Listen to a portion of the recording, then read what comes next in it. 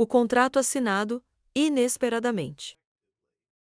Alton, ao lado de Frey, interveio na conversa e tentou acalmar dizer que só queria vê-lo pessoalmente e prometeu que não contaria alguém mais sobre ele. Asura agarrou a cabeça com as duas mãos e as outras mãos descansaram em seus lados. Ele refutou as palavras de Alton, afirmando que, mesmo que ele não tenha feito, Frey faria. Frey ficou mais sério, olhando fixamente para Asura. Ele disse: todas as suas ações foram pelo bem de destruir os deuses. Asura acalmou após as palavras de Frey. Ainda assim, continuou a olhá-lo com a cabeça inclinada. Na tenda principal do círculo Troman, as luzes ainda estavam acesas. Gritos de Banyan foram ouvidos do interior. Ela pediu a Frey que explicasse o que havia acontecido. Frey sentou no sofá e segurou a cabeça. Banyan estava em frente a ele.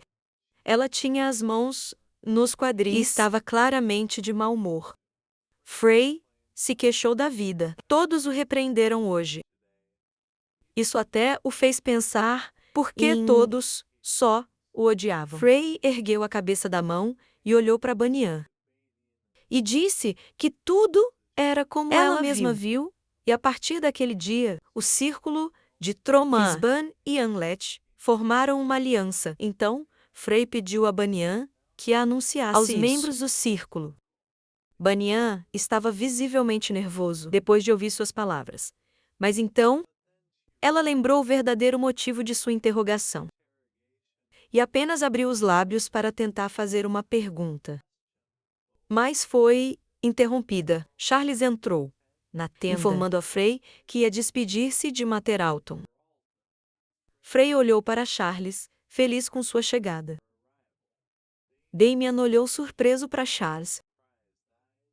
Ela estava em choque silencioso por causa do tratamento respeitoso de Charles. Banyan olhou para Charles, uma garota de cabelo dourado e olhos escarlate. Ela era uma garota que falava informalmente até ao mestre do círculo. Bebian não compreendeu por que Charles só tratou Frey com respeito. Frey acenou para Charles e a elogiou. Por causa dela, tudo acabou bem. O rosto de Charles tornou-se imediatamente vermelho após as palavras de Frey. A seriedade desapareceu do rosto dela. Ela disse, embaraçada, que Frey a elogiara. Charles se aproximou de Frey e fez uma reverência.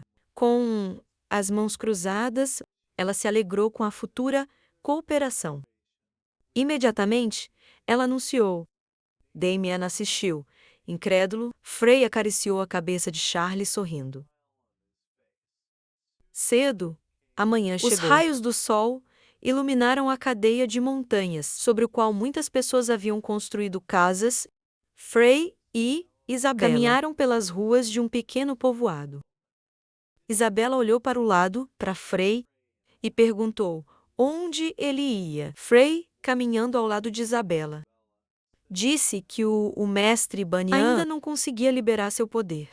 A estrutura dos dragões era diferente dos humanos. Então, foi bem difícil. Mas se um dragão como Hector a ajudasse, Frey tinha certeza de que Banyan entenderia e fortaleça-se.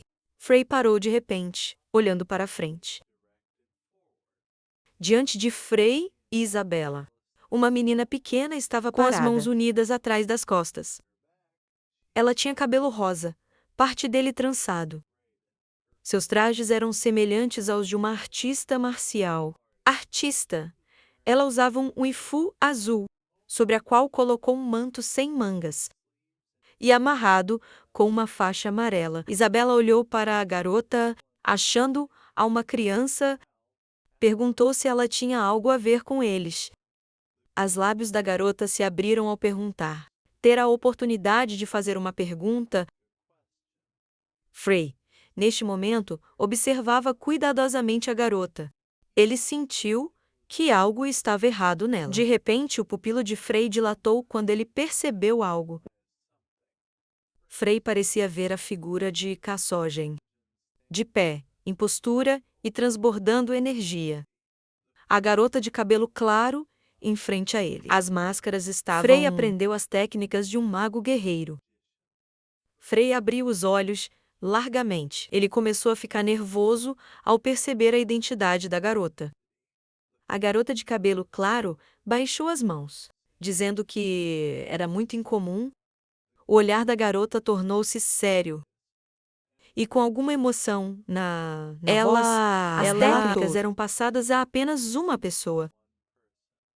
Isabela ficou um pouco atrás de Frei e se perguntou: que técnicas? A garota à frente deles falava sobre... Nesse momento, Frei abaixou a cabeça, percebendo que na frente dele estava... Aquele era o mestre de que Van falava. Ela era a sucessora anterior da maga guerreira. Técnicas. Frei lembrou de Van irritado, olhando para ele. Disse que seu mestre tinha caráter feroz. E era impossível chegar a um acordo com ela. Se, por acaso a machucar, você poderia morrer na hora. A garota era essa mesma mestre, devido ao horror de que mesmo eu tremi de medo. Frei estava perdido em seus pensamentos, pensando em transferir a técnica a uma pessoa. Isso estava correto, pois transmitir conhecimento de técnicas a apenas uma pessoa era a antiga regra das técnicas do mago guerreiro Kassagen. Frei lembrou como, ainda em seu corpo, Lucas treinou com Keishon, e ele só conseguiu dominar, brevemente, as técnicas de um mago, lutador sozinho e apenas graças à sua forte amizade com o Criador. Kassogen Frei olhou para o antecessor, sucessor das técnicas de Kassogen. Ele compreendeu que era inaceitável. Para mais pessoas precisam saber dessas técnicas. Se alguém descobrisse, de repente, além do aluno escolhido pelo mestre, a verdadeira confusão se instauraria. Uma aura dourada envolveu a garota. Seus olhos transbordaram de intenção assassina. Ela estava pronta até para matar quem reconhecer a técnica de Kassogen. A mestre Ivana disse que escolheu apenas uma pessoa, a quem ela decidiu transmitir essas técnicas. O mestre chutou o chão. O chão sob seus pés se partiu, e rachaduras começam a se espalhar. Do ponto de impacto, uma aura poderosa emanou do corpo do mestre. Forçando, Isabela cobriu a cabeça com as mãos. Isabela foi arremessada para trás. Pela onda de choque criada ao aterrissar, Isabela cobriu a cabeça. Ela só pôde olhar para o mestre com um olhar. Ela não acreditava que tal poderoso mana e emanou do espírito dela sozinho. O mestre, com energia dourada em torno dele, e seus olhos brilhavam com o excesso de mana. Disse que, dependendo da resposta de Frei, ela poderia acabar com sua vida inesperadamente. Frasa respondeu: o mestre está chegando. Os olhos dela pararam de brilhar quando Frei falou. Ivan ensinou-lhe as técnicas. Rápido, a aura inteira ao redor do mestre começou a se dissipar. Até que Frei, apoiando uma mão no lado, disse ter ouvido muito sobre ela. Então, ele a chamou de Mestra de Van. Uma leve risada surgiu no rosto de Frei. O mestre também sorriu para as palavras de Frei. A mestra juntou as mãos e pediu desculpas por sua grosseria a Frei. Quem estava em frente a ela, a mestra fechou os olhos e sorriu. Depois disso, ela pediu desculpas pela apresentação atrasada. Depois de algum tempo, Frei disse o nome dela. Isabela e Nora estavam sentados no sofá de uma das casas. Nora, que estava ao lado deles, perguntou qual era a relação dele com Ivan. Nora virou a cabeça e olhou para Frei. Quando ele chamou a relação deles de amigável, Frei gesticulou com a mão. Começou a contar para Nora como se conheceram perto de Dambalá. Muitas coisas aconteceram, mas no final, eles até derrotaram o apóstolo Nasdaq juntos. Nora se endireitando novamente. Começou a pensar. Frei olhou para Nora. Quem disse que Ivan ganhou um pouco de força? Como não o haviam visto. Ela acreditava nisso agora. Ele estava pronto para aceitar seus ensinamentos. Nora olhou para Frei, sentado ao seu lado, e perguntou sobre a localização dele. Frei contou que Ivan disse que ia para Silside procurar a arma de Khashoggi. Sob as instruções de Nora, Frei fechou os olhos e sorriu após Nora dizer isso. Apesar de todo o barulho que fiz, ele a ouviu bem. Isabela cobrindo a boca com a mão. Aproximou-se um pouco de Frei e perguntou Nora se o completo oposto do que Frei ouviu sobre ela. Porque ela não apenas não destrói nada, mas também parece ser um mestre excepcional. Quem se importa com o aluno dela? Nora, sobre sua cabeça, dizendo isso. Ela não imaginava que Ivan ensinaria as arquidamas. As técnicas de Frei tremeram, e ele sentiu medo. Depois que Nora disse que os magos guerreiros, as técnicas deveriam ser transferidas apenas para uma pessoa. Mas parece que Ivan não iria. Frei, para se tornar aluno de Frei, suou copiosamente e estendeu a mão, tentando se explicar para Nora. Frei abriu de repente o olho. Ele sentiu uma terrível pressão de Nora. A aura dourada de Nora ressurgiu.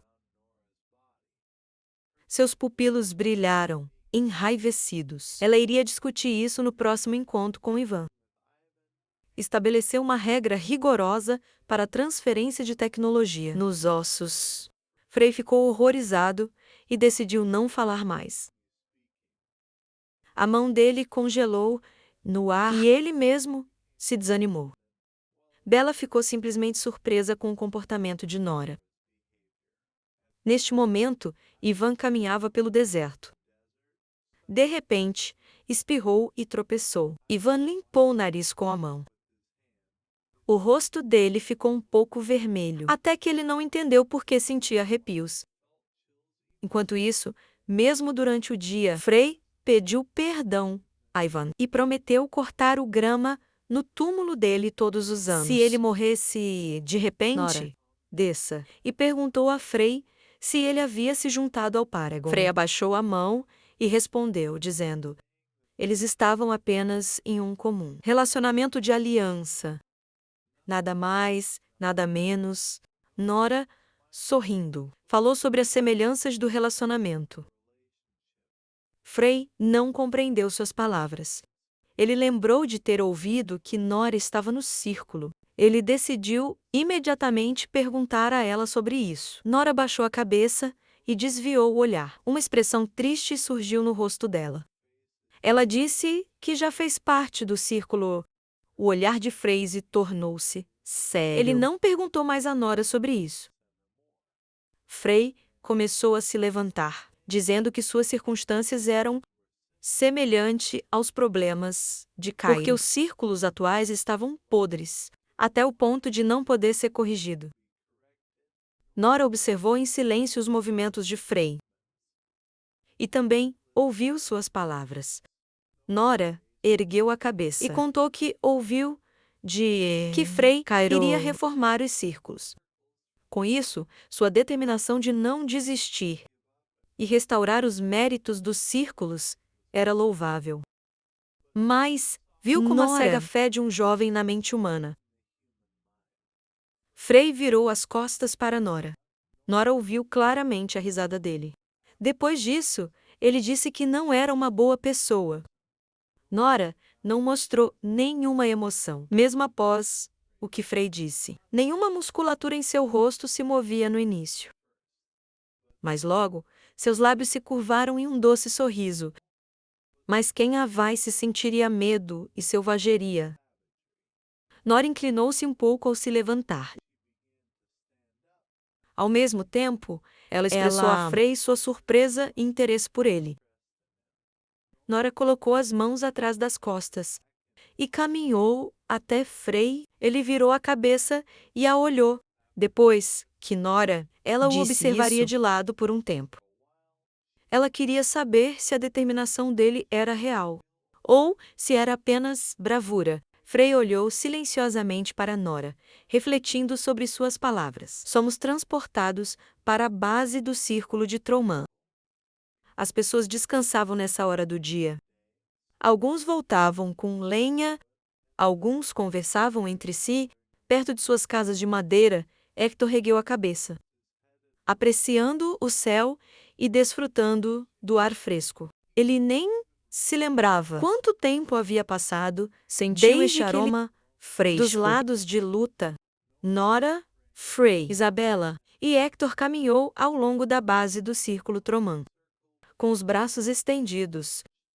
Frei olhou para Hector e disse a ele que traria agora o mestre Bain. Hector olhou para Frei enquanto ele saía, dizendo que todas as qualidades de Frei eram boas, mas ele não estava relaxado na opinião dele. Seria bom viver apenas uma vida, um pouco mais descontraída, Nora. Quem estava na frente do grupo disse que Frei sabia que era impossível voltar. No passado, as palavras dela fizeram Hector refletir. Nunca brilhei em antecipação a algo grandioso. Ela olhou para trás de Frei enquanto ele se afastava. Hector cruzou as mãos em gesto de oração e virou-se para Nora com um pedido. Ela o olhou e perguntou qual era o seu pedido. O rosto de Hector corou um pouco. Ele convidou Nora com entusiasmo para ser sua modelo. Isabela. Quem estava atrás estava de joelhos. Depois das palavras dele, os olhos de Hector iluminaram-se ao elogiar Nora. Ele descreveu o charme dela como apenas começando a florescer, antes de a flor desabrochar, e em conflito com essa patética. Ela, com sua beleza madura e serena, era modelo ideal para criar a aparência de seus sonhos. Nora virou-se para Hector, que esfregava as mãos, e perguntou se isso ajudaria a destruir os semideuses. Hector confirmou imediatamente. O que é isso, Bela? Ao lado dele, com desprezo no rosto. Disse que não tinha nada a ver com isso. Freyr, que trouxe Baine, ouviu Nora recusar Hector. Depois, o grito de Hector ecoou pela área. Banian abriu a boca, surpreso, ao ver as pessoas à sua frente. Banian perguntou a Hector quem estava agarrando e menosprezando Nora. Se ele fosse Hector parou de falar de repente e olhou para Banian. Banian colocou a mão no coração e se apresentou como mestra do círculo Tromel Banian Argento. Hector endireitou-se e olhou para Banian. Quem está perto tem pupilas verdes. Não conseguiram se afastar de Banian. Mas, após o silêncio, Hector se apresentou. Frey se aproximou deles e interferiu na conversa deles, solicitando a Hector que dê a Banian as instruções necessárias. Hector, pensativo, coçou a barba. Aproximou-se de Banian, forçando-a a recuar um pouco. Hector viu como o coração do dragão assumiu sua posição. Bem, em Hector, ela se surpreendeu. Com o rosto surpreso, ela o olhou sem entender. Hector agarrou Banian pelo ombro. Hector abraçou Baine e ofereceu a embaraçada mudança de cenário com um sorriso no rosto. Ele disse que, primeiramente, ele gostaria de verificar seu nível de uso de mana. O ator conduziu Bainian, afastando-os do grupo, dizendo que precisavam praticar a linguagem dos dragões e testar o nível de comunicação com os espíritos. Finalmente, ele olhou para o grupo de Frey e disse que contava com eles.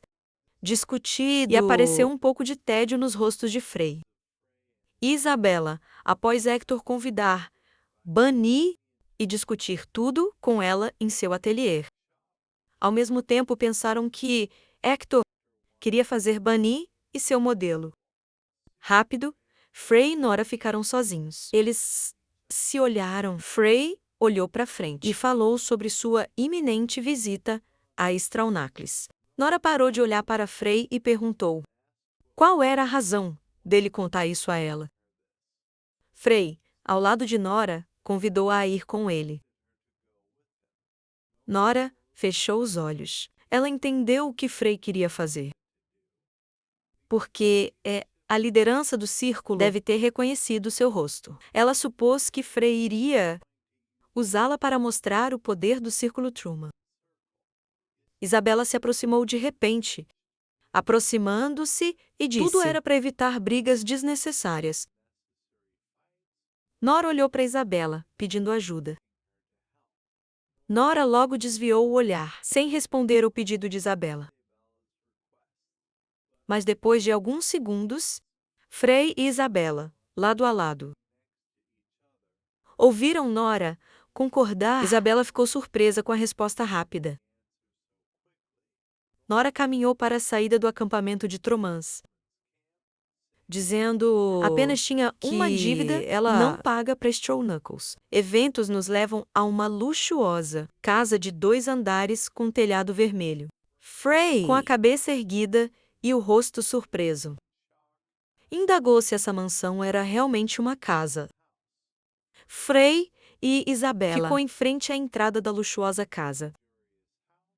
Isabela disse que, embora Frey disse que não precisavam de um abrigo tão grande, ele também falou sobre a impossibilidade de se encontrar, deixando a lavanderia na casa de um membro comum do círculo.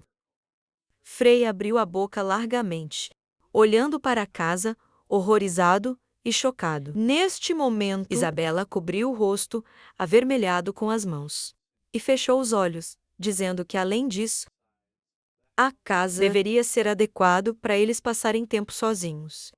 Ao ouvir, Frey perguntou imediatamente quem disse isso.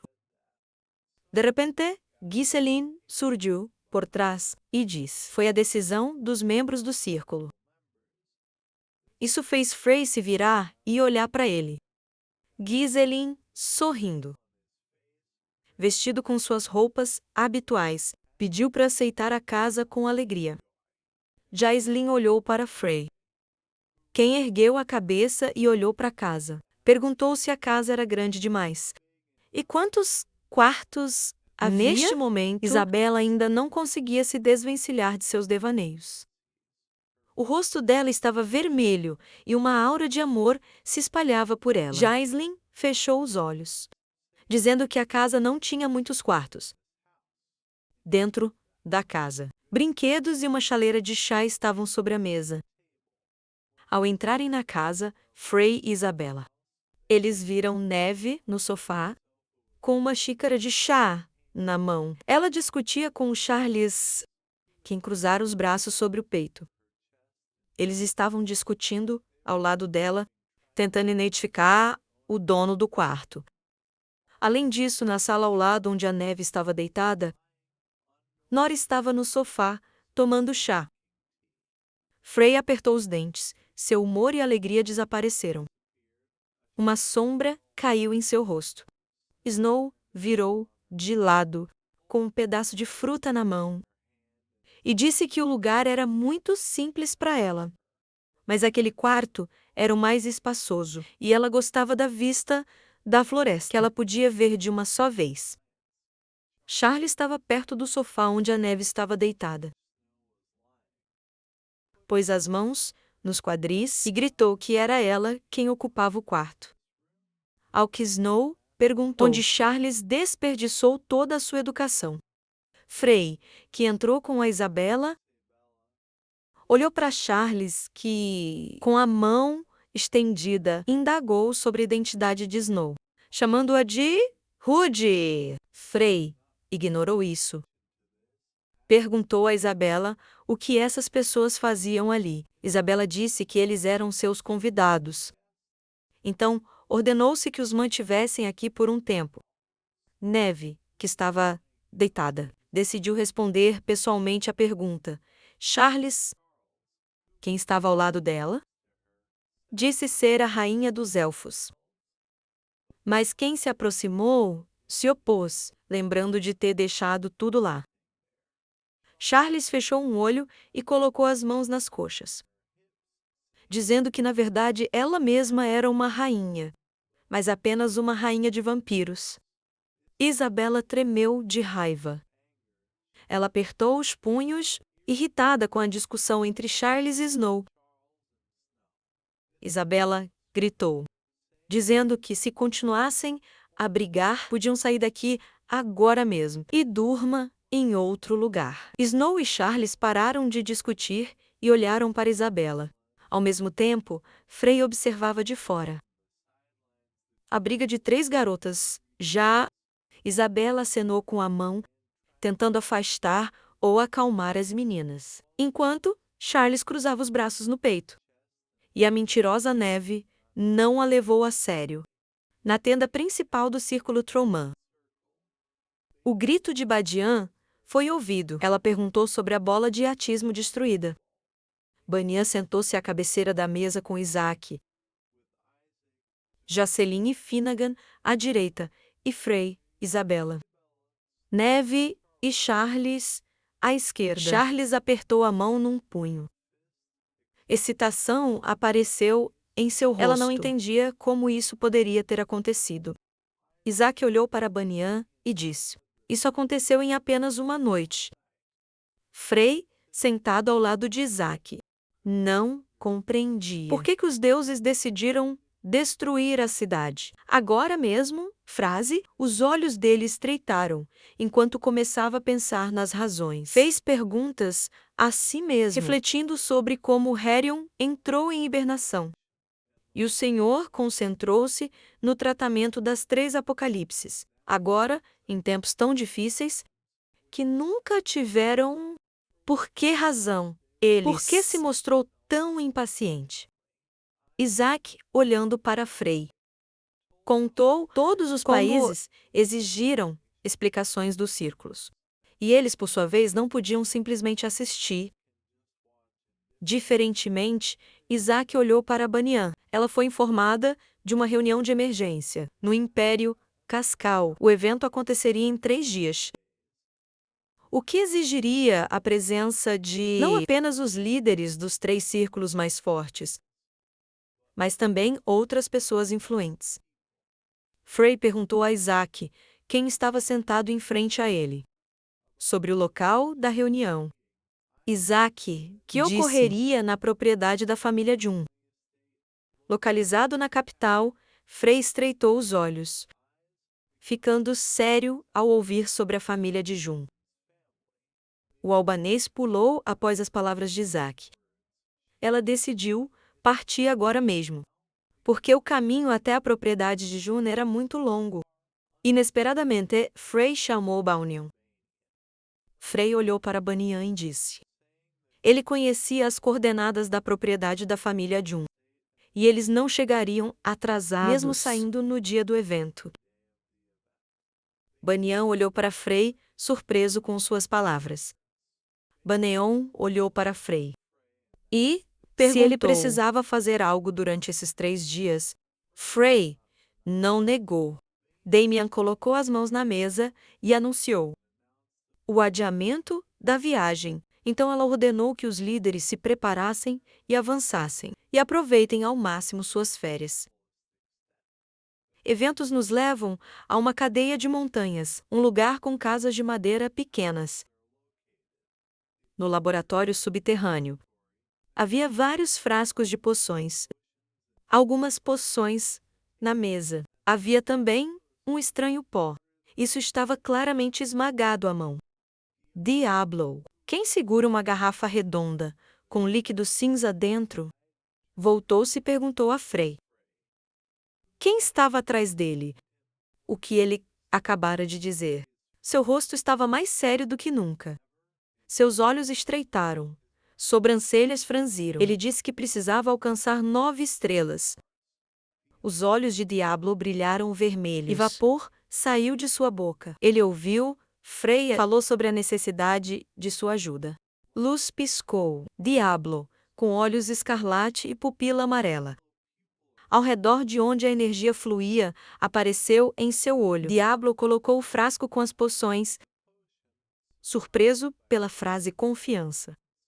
Como se soubesse o que precisava ser feito para se tornar um mago. Dos 9 astros, Diablo passou por Frey. Freya acompanhou Diablo quando ele disse para segui-lo. Diablo estendeu a mão. Mona concentrou-se em torno da palma de sua mão. Um portal para as terras setentrionais do permafrost apareceu no chão diante de Diablo. E Frey, Diablo falou sobre a necessidade de encontrar Alaya. Diablo lembrou de Alaya e estabeleceu uma condição para Frey. Depois que Frey recebeu o consentimento de Alaya para cooperar, a condição seria cumprida, Diablo ajudaria a Frey, e tornando-se um mago das 9 estrelas. Frey cruzou os braços sobre o peito e olhou para 2 fumaças saírem da boca de Mo. Diablo perguntou por que Frey estava pensando. Porque ele mesmo iria um dia visitá-la. Frey, olhando para Diablo, concordou com suas palavras. Frey virou o olhar para a formação brilhante no chão e disse que tinha o amigo perfeito para mostrar o caminho. Ele deveria convidá-la para acompanhá-los. Eventos são transferidos para montanhas cobertas de neve. Essas eram terras de permafrost. Frey, Diablo, Isabela subiu a montanha seguindo a neve. Frey cobriu o rosto com as mãos à tempestade de neve. Enquanto Diablo olhava adiante com interesse. Neve, ignorando a tempestade de neve. Caminhem para enquanto Diablo e Frey tentavam alcançá-la. Frey e Nora estavam em capas quentes. Eles cobriram os rostos com as mãos, tentando se proteger da tempestade de neve. Frey gritou para a neve, indagando se estavam indo na direção certa. Neve caminhando à frente, ela segurou o manto e perguntou a quem Frey a tomou. Porque para ela essas terras eram como o quintal de uma casa particular. Diablo, Frey e Nora seguiu a neve quando ela disse isso, apesar de não estarem na região polar. Tornados nunca pararam devido à impossibilidade de saber o motivo. Desde criança, a entrada nestas terras era proibida.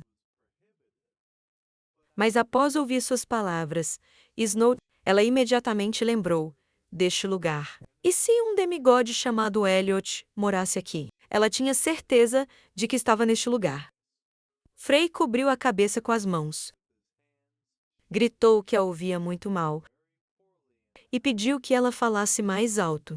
Neve caminhando à frente, observou como a tempestade de neve intensificou-se gradualmente. Isto deve ser prova de sua aproximação ao centro. Isso é o que ela contou aos parceiros. Depois de algum tempo, a tempestade de neve começou a abrandar. O céu, as montanhas e as nuvens ficaram bem visíveis. O grupo de Frey parou e examinou a área. Frey não compreendeu a razão para a cessação da tempestade de neve. Neve olhou para Frey, que vasculhava a área, e explicou-lhe. Eles chegaram ao centro exato da tempestade. É por isso que ela estava ausente aqui. Frey abriu os olhos largamente ao notar a figura de um homem. Entre os picos de gelo, Eliana estava em forma humana. Frey virou-se para Diablo, ao seu lado. Mas antes que ele terminasse de falar, Diablo, olhando para Elliot, confirmou sua identidade. Eliana sentiu e olhou para o grupo de Frey. Eliana virou e olhou para Diablo. Chamou-os de terrivelmente doces. Quem recusou seu impressionante convite? O cabelo de Eliana e o manto dela se ergueram. E explosões de poder começaram a se espalhar dela, forçando Frey e Nora a erguerem as mãos. E os cruzou na frente deles, protegendo-se da onda de choque. A ele apertou os dentes e ficou furiosa. Diablo, que ousou aparecer, decidiu matá-lo. Alaya ergueu a mão, e lances de gelo se formaram instantaneamente ao seu redor. Diablo puxou o bastão e começou a alimentá-lo com seu mana. Este gesto significava que não tinham nada a discutir. Com Alaia, várias lâminas de gelo se aproximam do grupo de Frey. Cada um do grupo assumiu uma postura para repelir os ataques. De repente, Frey gritou. Ele disse ter vindo após ouvir o testamento de Rick. Os olhos de Alaia brilharam instantaneamente com as palavras dele, e ela enxugou os dentes novamente. Apenas quando as lâminas de gelo estavam prestes a alcançar o grupo de Frey, eles desviaram para o lado e colidiram com o chão. Alaia baixou a mão com um artefato de metal. A figura inteira de Alaia congelou em uma posição estranha. Poder divino azul emanou de seu corpo. Ela se voltou para perguntando se ele sabia o que acabara de dizer. Trey cruzou os braços na frente do rosto e começou a baixá-los lentamente.